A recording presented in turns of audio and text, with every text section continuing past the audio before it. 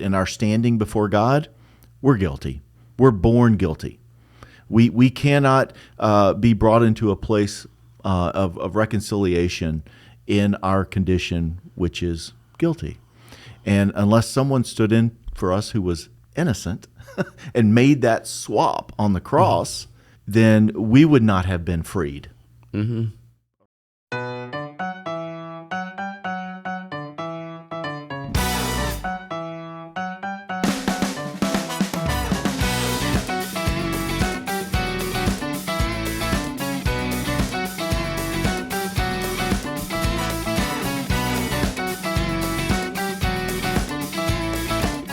Well, good afternoon and welcome back to this week's Table Talk. We're so glad that you're joining us. We're so glad also to be joined this week by Dave Steward. Dave, welcome to the table. Thank you. Thanks for having me. Yeah, hey, it's so good to have you here. You and your wife, Leslie, have been the River Oaks community now for about 6 years. Yep. And you are, heavily involved with small groups. Yes. Co-leading groups. You've been doing that for several years now. Your group and small groups also very mission-minded. Is an observation I'm making. You're not blowing your own horn. I'm just saying. No, yes. Yeah. Several of our members, very much so. Yeah, and you guys have done some group things. You've pulled groups together on nights, so really appreciate that. Yeah. And even more so, we appreciate Andrew.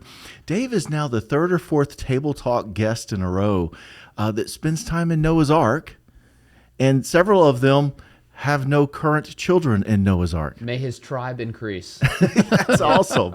You are a blessing to the church, so thank you for that. That's awesome. Dave and Leslie participated in our first ever church camp last summer. Yes, that's right. And that's right. We just started opening signups this month, March 5th, and we have 120 signed up already. Oh man! But maybe, Dave, would you say just maybe a word about your experience last year?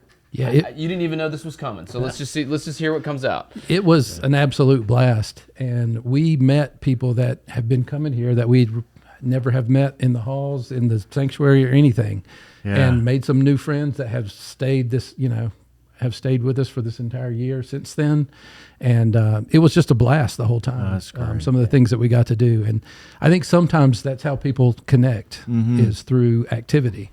Yeah. And we definitely made some good connections then. So that's great. I would encourage everybody to go. Great. It's a blast. I've seen him and Paul, I think of in particular. I saw at one point hanging out in the hall afterwards. I was thinking, how do they know each other? And I was like, oh wait, church camp. That is where we first met. Yeah. Yes. That's great. And now they're catching up. So that's pretty cool to see. Yeah. Well, good. Well, welcome to the table. We look forward to the conversation today. And Andrew, welcome back. Message this past Sunday. We're getting down to the end. This is unit 38 of 40, I believe, or 37 of 39 in this Luke study, the Gospel of Luke. And so we're getting down to this, the pinnacle, so to speak, at least of the beginning, here with the trials of Jesus, his arrest, betrayal, those sort of things. So let's just go ahead and dig in. Let's look at some of the things that we've talked about, and I think some very interesting observations this week. Really, it's Luke chapter 23, and we're going to look at 1 through 25. But Andrew, you begin the message just prior to that in Luke 22, I believe beginning in 66. Okay, and we finish out the chapter there. So with that, let's just start reading. Dave, would you read really those last few verses in chapter 22, Luke 66 through, I believe, 71. When day came, the assembly of the elders of the people gathered together both chief priests and scribes, and they led him away to their council. And they said, "If you are the Christ, tell us." But he said to them, "If I tell you, you will not believe, and if I ask you, you will not answer. But from now on, the Son of Man shall be seated at the right hand of the power of God." So they all said, "Are you the Son of God then?" And he said to them, "You say that I am." Then they said, "What further testimony do we need? We have heard it ourselves from his own lips." All right. Well, thank you, Dave. Appreciate that. All right. So you said something Sunday, Andrew, that was sort of the kind of this simple-minded thought of how do you put these things in buckets and really understand what's going on contextually? You mentioned, okay, we've got two trials. And then at some point, we've talked after that as well, you've said, all right, 6 episodes or 6 phases, maybe? Phases of the two trials. Sure. 3 and 3. I think that's true. Okay, so the first one, Dave just read trial number 1, 3 phases. What did you mean by that? All right, so there's other gospel accounts, and Luke doesn't mention it. Okay. Everybody has to pick and choose what they're going to include. But we know from looking at the other gospel accounts that he goes to the home first of Annas, who is sort of a power broker still.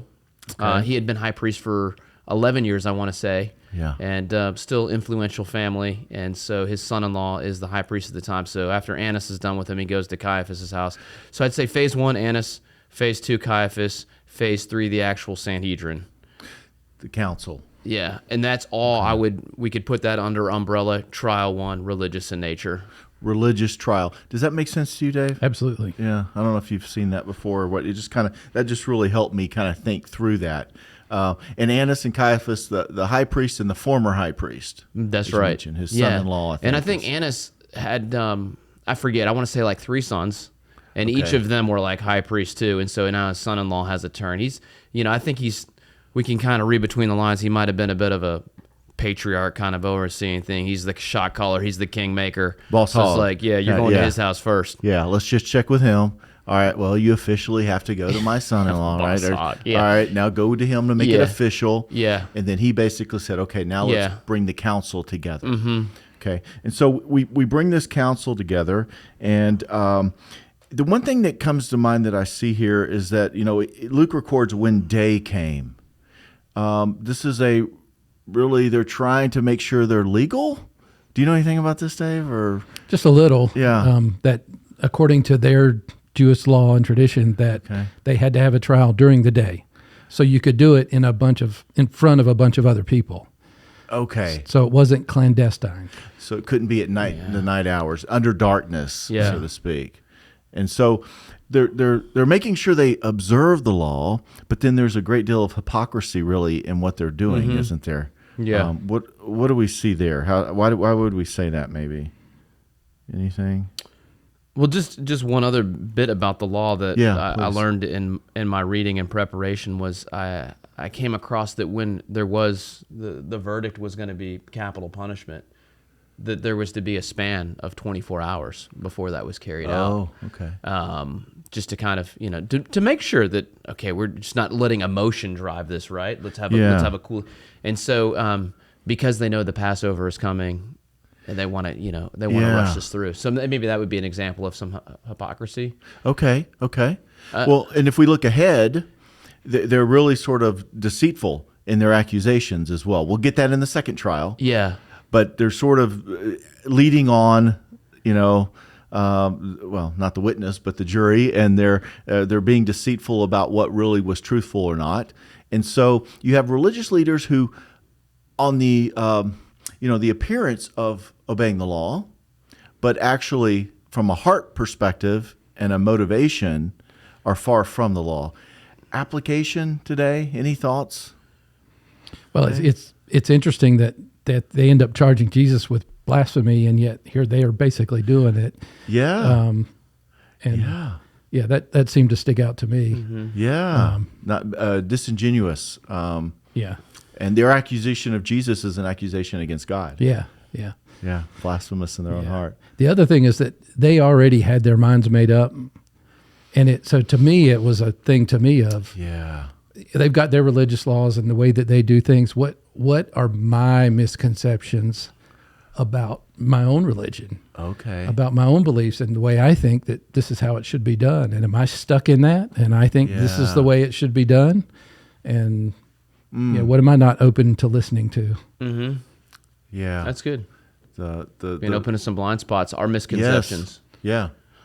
Yeah, and really, in the priority of the importance here, having the trial at night was less important than being truthful, in the accusations. Yeah. So, do we put ritual religious law, in some cases which are still good, necessary, but we put that above sort of the matters of the heart, is really what it comes down to. Well, what do we do sometimes just out of ambition? Well, somebody's coming along that's maybe feels like taking some popularity away from you, or more kudos are going to this Okay. person than you, or they're the new golden boy at work, and just I think a lot of this was driven by that. They've had the esteem of the people, and now here's Jesus, and they're going over to him. Yeah. One thing that dawned on me as well as I was kind of looking ahead, the next couple of weeks and finishing out Luke. When we say the council came together, more specifically on that, my understanding is that the Sanhedrin, made up of Pharisees, Sadducees, scribes, both parties primarily in various positions, were about 70 individuals, 70 men. And this is really the group that's going to follow these trials, right? We'll talk about this in a second, but they're the 70 who approach. In verse 50, this is getting back to this same moment. Now there was a man named Joseph from the Jewish town of Arimathea. He was a member of the council, a good and righteous man who had not consented to their decision and actions. So we know at least one guy out of the 70 wasn't that voice, was really convicted and prompted. Possibly others. Couldn't have been many. But this is that connection there. So as we get to it, we see Scripture really come to life, and that's really what they're talking about. He was part of the council, the ones who brought him before. So, just a real interesting connection, I thought. Maybe maybe it was just me. I don't know. Yeah, I actually read there might even be three, because Nicodemus is one, and then there's somebody else's name that was Gamaliel or something like that, that's mentioned later on. Oh, in Acts, yeah. Paul's when he gives the school. advice with like, hey, if this is from the Lord, we can't quench it. And so Exactly. we don't need to get too carried away here disciplining Right. Peter and John. Good word. Yeah. So it was like 69-3 vote. to Maybe. convict Okay. Jesus. Yeah. Still a pretty small minority of the council, but that's interesting. We do that in general. Anytime we talk about the Pharisees, we tend to sort of generalize, right? Because we see these interactions, but there were many God-fearing Jews among Pharisees and Sadducees who were trying to do the right thing, and even some who recognized Jesus as Messiah too. So we don't want to lose sight of that. But okay, so trial number 1. All right, let's look at trial number 2, because that didn't get them anywhere necessarily that they could do anything about it. But trial number 2, Andrew, could you read Luke 23, the first 12 verses, 1 through 12? Okay. Yeah. Then the whole company of them arose and brought him before Pilate. And they began to accuse him, saying, we found this man misleading our nation, and forbidding us to give tribute to Caesar, and saying that he himself is Christ, a king. And Pilate asked him, are you the king of the Jews? And he answered him, you have said so. Then Pilate said to the chief priests and the crowds, I find no guilt in this man. But they were urgent, saying, he stirs up the people, teaching throughout all Judea, from Galilee even to this place. When Pilate heard this, he asked whether the man was a Galilean. And when he learned that he belonged to Herod's jurisdiction, he sent him over to Herod, who was himself in Jerusalem at that time. When Herod saw Jesus, he was very glad, for he had long desired to see him, because he had heard about him, and he was hoping to see some sign done by him. So he questioned him at some length, but he made no answer. The chief priests and the scribes stood by, vehemently accusing him. And Herod with his soldiers treated him with contempt and mocked him. Then, arraying him in splendid clothing, he sent him back to Pilate. And Herod and Pilate became friends with each other that very day, for before this day they had been at enmity with each other. I always find that last part interesting. But so the second trial, 3 phases. What did we see here for the 3 phases, Andrew? So first is with Pilate, Okay. and then the second one is with Herod, and then he goes back to Pilate. So Okay. that would be the final phase 6. Okay. And just, another example of hypocrisy here, they don't bring it out. Luke, everybody has to pick and choose. But we find in another gospel account is they didn't even really want to go into where Pilate's quarters was, because they didn't want to defile themselves before the Passover. Yeah. So they're standing at a distance and having, we don't want to defile ourselves, but we can offer this innocent man up to death. Yeah. And that makes a distinction too. Religious trial, second one is civil trial. And because these players are Romans or representative of the Roman That's right. Empire. Yep. So to speak. Briefly as well, how do we describe Pilate and Herod? understanding of who they are? Why would they even be of importance? Well, neither one of them had the, their county seat, if you will, but it was a little bit larger than a county. Yeah. So Pilate spent most of his time at Caesarea Philippi. Okay. Or no, I'm not Caesarea Philippi, the port city there that was named after him. That was where he would spend most of it. But with all the commotion going on in Jerusalem, as a leader, you put yourself in a strategic position. And so he's in Jerusalem for this time. And it just so happens that Herod, who is over Galilee, is in town as well because, this is the feast. Okay. And they were the highest level of Roman authority for these regions? Yes. Herod Antipas oversaw a different region. His was Galilee. Okay. So I guess the way that the Roman Empire worked, if there was already some king in place that was doing a good job, they would just say, "Hey, we'll rule through you. You're doing a good job. You want to support us? We'll support you. Just keep sending us taxes and keep things under control. We'll have a great relationship." Order. And that's what Herod the Great did. Yeah. But his one son that inherited Judea didn't do such a good job. Yeah. So they said, "All right, we're putting our man over this area now." Okay. But his son Antipas got to keep Galilee.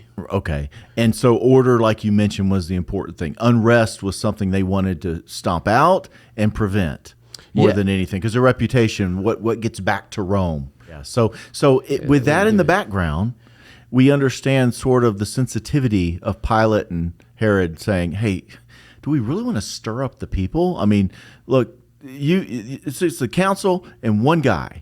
Right, and that's what they're sort of up against right now. And Pilate and Herod are thinking about their own self, their reputation. What kind of mess is this going to create for us?" The reason they had to go to Pilate and Herod really was why? One thing, without the full Sanhedrin, they didn't have the authority to put him to death. Okay. That's one thing I read. Okay. But civilly, the Romans could if they found fault. Yeah. Okay. And so that's why the charges changed, too. Yeah, that's really interesting that the charges changed, because it was blasphemy and these other things, and now it's about inciting rebellion and being a king and things like that. It's very different. All of a sudden they flip it. Isn't that something? Yeah. Yeah. And you highlight that too. Yeah. And of course, not only was this false relative to the accusation itself and what it would mean to Rome, but Jesus actually spoke in favor of some of these things. Give unto Caesar, obey authority. All of these things that if he had spoken up at this trial, Pilate and Herod would have taken his side, really. Probably, yeah. It seems to be, right, from what he's taught and that sort of thing. And so they have this trial. Is there any other question in this passage right here? Basically at the end of the day, they're trying to say, hey, just there's nothing wrong with this man. Yeah. Don't cause trouble for us. Mm-hmm. Get back to your counsel. Yeah. And it's interesting that I think Pilate gets back at the Jewish leadership. He gives them a little jab at the end because they're really pushing for this and he doesn't want to do it. Mm-hmm. And he finally gives in, but he has that sign written, that hangs above it. And what does the sign say? Oh, King of the Jews. And they come to him and they say, no. You need to change that. You need to say that this man claimed to be King of the Jews. And what does Pilate say? I've written what I've written. It's almost like... It is what it is, yeah. I'm going to get back at you. Oh, man. And in all of that... Yeah. On that day, Pilate and Herod said, hey, you know what? We ought to team up here. We could be friends in this, right? Yeah. Oh, man, all the dynamics going on. Yeah, you just got your way. I'm going to get mine at the end. Yeah. Okay, well, let's see what happens. We've had the two trials. We're about to come to a conclusion here. In verses 13 through 25, it says, Pilate then called together the chief priests and the rulers and the people and said to them, you brought me this man as one who was misleading the people, and after examining him before you, behold, I did not find this man guilty of any of your charges against him. Neither did Herod, for he sent him back to us. Look, nothing deserving death has been done by him. I will therefore punish and release him. But they all cried out together, away with this man, and release to us Barabbas, a man who had been thrown into prison for an insurrection started in the city and for murder. Pilate addressed them once more, desiring to release Jesus, but they kept shouting, crucify, crucify him. A third time he said to them, "Why? What evil has he done? I have found in him no guilt deserving death. I will therefore punish and release him." But they were urgent, demanding with loud cries that he should be crucified, and their voices prevailed. So Pilate decided that their demand should be granted. He released the man who had been thrown into prison for insurrection and murder, for whom they asked, but he delivered Jesus over to their will. Whew, even just reading that, wow, just the tension of that moment and all of the understanding the context that we've talked about, what's going on, what's at play. He gave in to the people's will. What strikes you guys in this passage? I mean, this is the ultimate sentencing passage, right? This is we the jury. All right. Yeah. This is the movie moment when we're getting to the end and the timpani is starting to play loudly on the screen. And this is like, and if Pilate had just said, "No, you're not doing this," what would have been different, you know? But Jesus never said anything the whole time. I mean, he said a little bit before, but he never really answered so many of these accusations. And it's because he knew this was all part of God's plan. And it's almost like we talk about the upside down world. He knew he wasn't on trial. Okay. They were on trial. Nice. As I read this for the first time, I thought about, and I forget, I think it's in John 10, but he said, "No one's going to take my life from me. I'm going to lay it down on my own accord," was the passage that came to mind. Because throughout the past 22 chapters, we have seen Jesus, he has been so quick on his feet. You know, any time the Pharisees, the Sadducees come, he turns the tables, he gets the upper hand. You know, they walk away looking a little silly, and he sets the record straight. And here, it is strength under control. It is just, you know.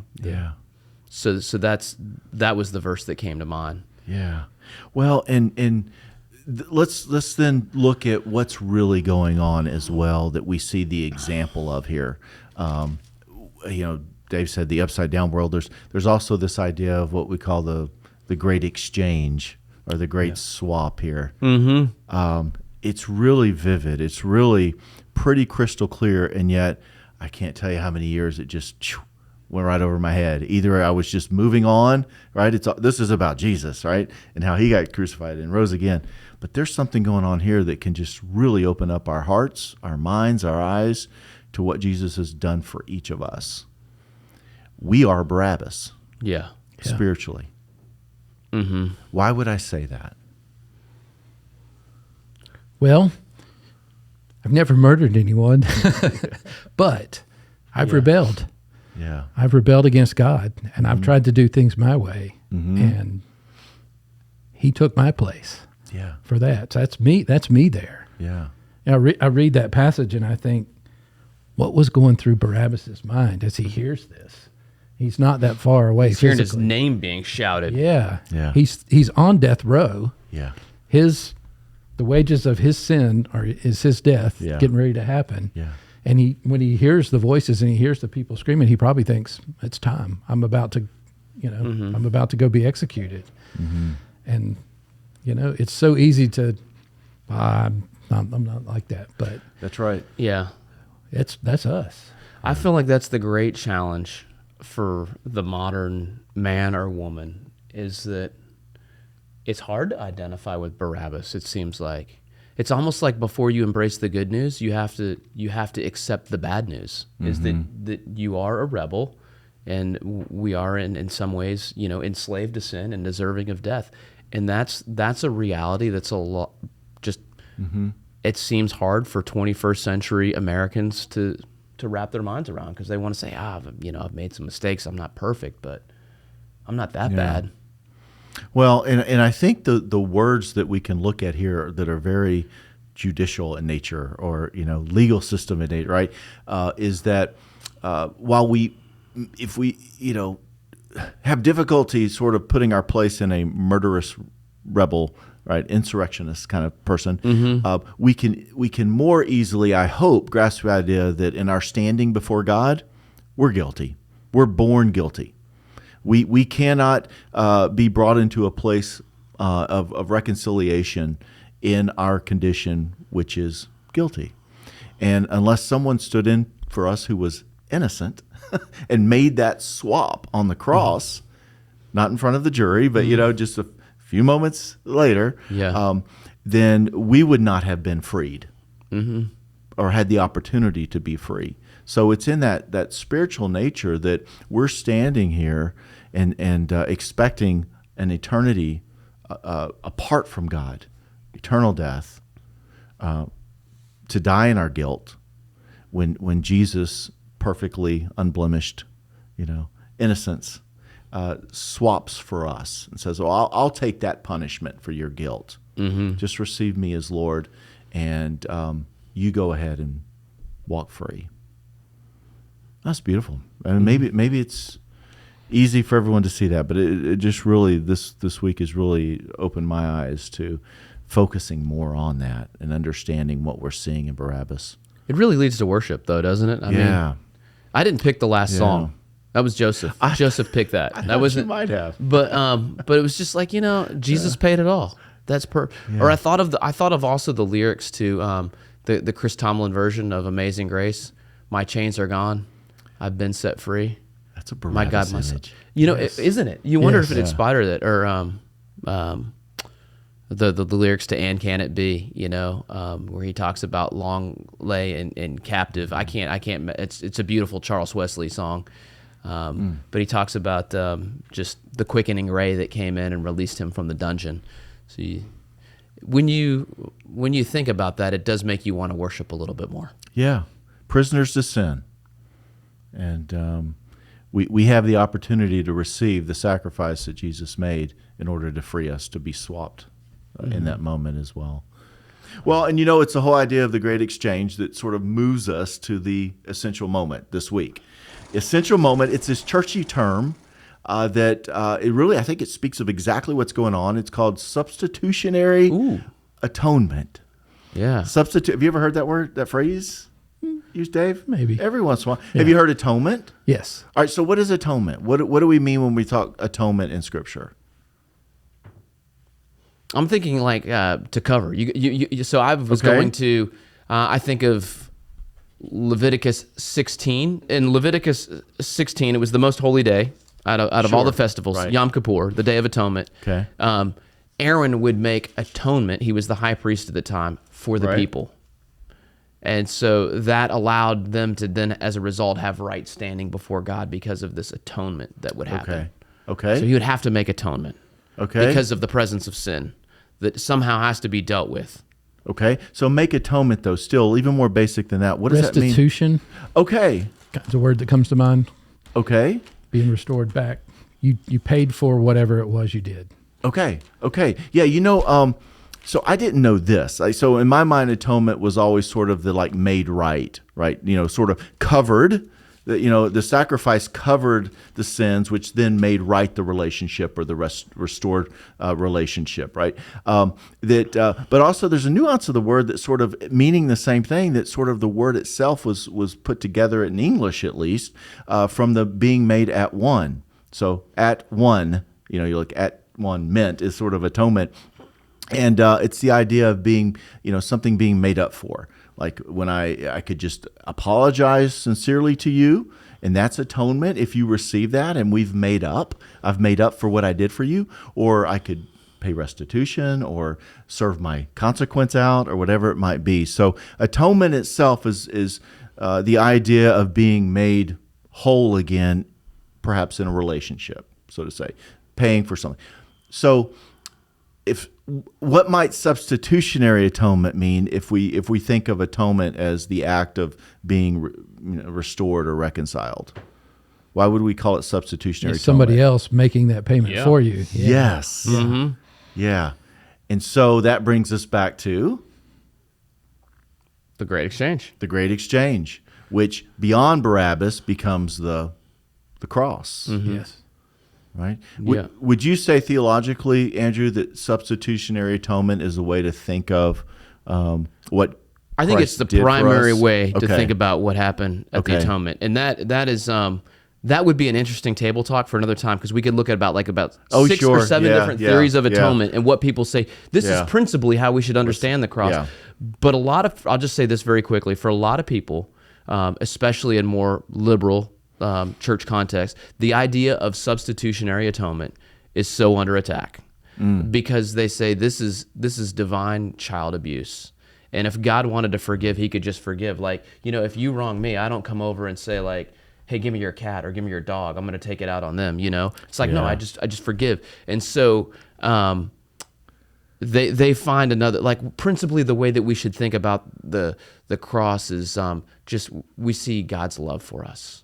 Or we see Christ the victor. There's nothing that's happening. There's no substitution going on. Okay. It He's just not seems- paying a ransom for you and me. No, that's under attack. Yeah. But scripturally, it seems he's paying a ransom for you and me. I mean, that's what all It's- the yes. festivals seem to be pointing towards. The That's Passover right. festival, the Day of Atonement.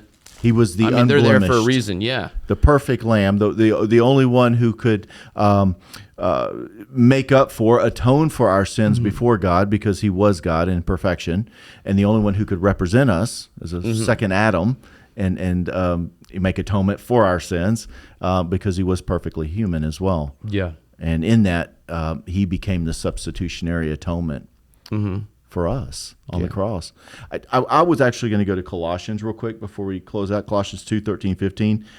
And you who were dead in your trespasses, guilty, headed for the cross, Enslaved, so to speak, and the uncircumcision of your flesh, God made alive together with him, having forgiven all your trespasses by canceling the record of debt that stood against us with its legal demands. This is to be set aside, nailing it to the cross. He disarmed the rulers and authorities and put them to open shame by triumphing over them in him. And that's why sometimes when you hear substitutionary atonement, you'll even hear penal substitutionary atonement, with that idea being a legal declaration as well. Yeah. So that's why that From Colossians Colossians. speaks to it right there. Yeah, good word. Any thoughts on substitutionary atonement, or if you were trying to talk to it with your group this next week, Dave, how you might explain that? There's two sides of it, because you can't just have this happen. There's got to be an Ah, acceptance good. on the other end, right? Yeah. Yeah. Barabbas could have stayed in prison, but Yes. he had to. Yeah. You have to receive it. Yes. Oh, that's a good word. Any final thought, Andrew? That's good. We can end on that That's one. good. Thank you, Dave, for Yes. coming to the table this week. Thank you for joining us. Next week, we're going to be looking at the crucifixion and the burial of Jesus Christ. Is it the end or just the end of the beginning? Blessings, friends.